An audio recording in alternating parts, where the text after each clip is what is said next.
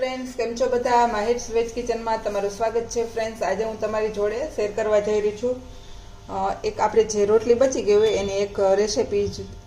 આ રેસીપી તમે જોશો એટલે તમે હાથે કરી અને રોટલી વધારશો. એટલી સરસ ટેસ્ટી અને એટલી સરસ હેલ્ધી બને છે.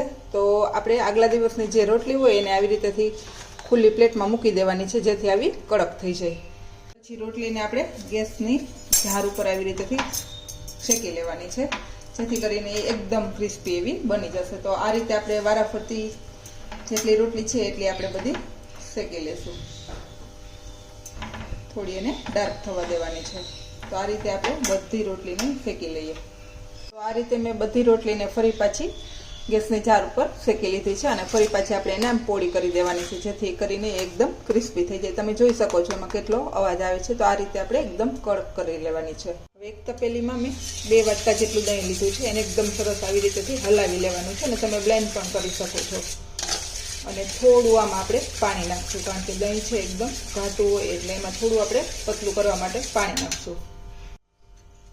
તો આ રીતે હું નાનો ગ્લાસ અડધો એવો નાખું છું. પછી જરૂર લાગશે તો ફરી પાછું આપણે નાખશું, પણ અત્યારે આપણું આ બરોબર છે એટલે હવે આપણે પાણીની જરૂર નથી. તો આ રીતે આપણે દહીં પતલું કરી લેવાનું છે. જે આપણે રોટલી શેકી છે અને આવી રીતે આપણે એકદમ કટકા કરી લેવાના છે.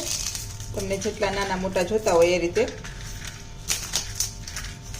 તો આ રીતે આપણે બધા કટકા કરી લેશું. હવે આપણે પહેલાં એક પ્લેટ છે જે રેડી કરશું. અત્યારે આપણે થોડું, કારણ કે બધી રોટલી ક્યારે નથી નાખતા આપણે, કારણ કે થોડી સોફ્ટ થઈ જાય. જો તમને સોફ્ટ ભાવતું હોય તો તમે થોડી 5 થી 7 મિનિટ એને વહેલી પણ નાખી શકો છો. તો આ રીતે દહીં લઈ અને એમાં જે આપણે રોટલીના કટકા કર્યા એ એડ કરી દઈશું અને ફરી પાછું એને હલાવી લેશું. એકદમ સરસ આમાં ડૂબી જાય એ રીતે આપણે રોટલીના કટકાને નાખી દેવાના છે.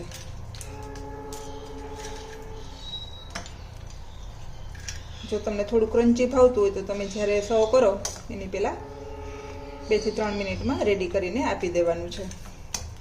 તો આ રીતે આપણે બધી રોટલી ડૂબી જાય એટલું દહીં લઈ અને રોટલીને પલાળી દેવાની છે. હવે આપણે ગળી ચટણી એડ કરશું આમાં, અને થોડીને ફુદીનાની ચટણી એડ કરી છે. ફુદીનાની ચટણી આમાં ખૂબ જ સરસ ટેસ્ટ આવે છે એટલે એડ કરી દેવાની છે. અને થોડા ડુંગળી નાખશું અને ફરી પાછું આપણે એને હલાવી લેશું. તો આ રીતે મિક્સ કરી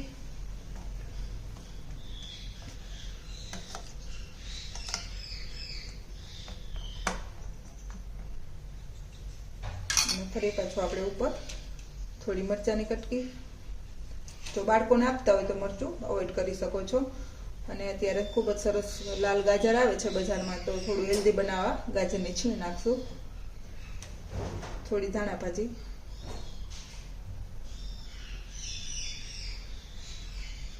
ફરી પાછા થોડા કાંદાના કટકા અને થોડી સ્વીટ ચટણી,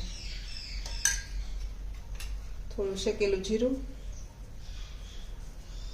અને થોડું લાલ મરચું.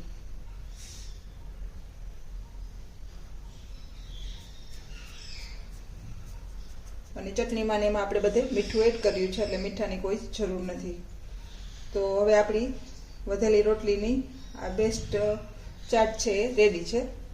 અને આમાં તમે મેં ફુદીનાની ચટણી એડ કરી છે. તમે સૂકો ફુદીનો એડ કરવો હોય તો પણ કરી શકો છો. અને અત્યારે હું ફુદીનાથી ગાર્નિશ કરીશ.